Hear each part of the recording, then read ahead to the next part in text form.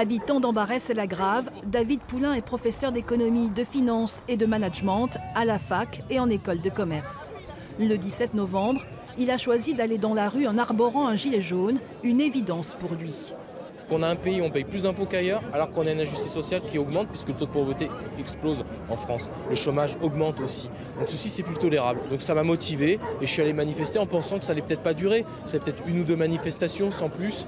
Et pourtant, chaque samedi désormais, il retrouve les mêmes Bordelais qui, comme lui, restent convaincus que les mesures des politiques sont insuffisantes. On est là depuis le début.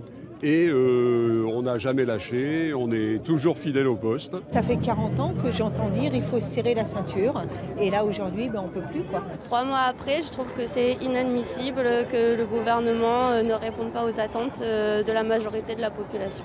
C'est après les violences du 1er décembre que David a créé une association pacifique, celle des constructifs.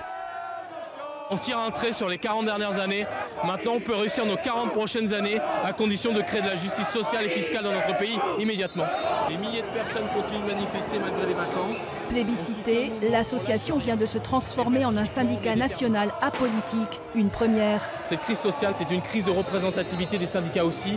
On s'aperçoit que les chefs d'entreprise et les salariés sont les mêmes. Les auto-entrepreneurs sont des chefs d'entreprise. Et au lieu de les opposer les uns contre les autres, on préfère les rassembler pour proposer des solutions concrètes, efficaces, immédiates pour les politiques qui puissent les appliquer.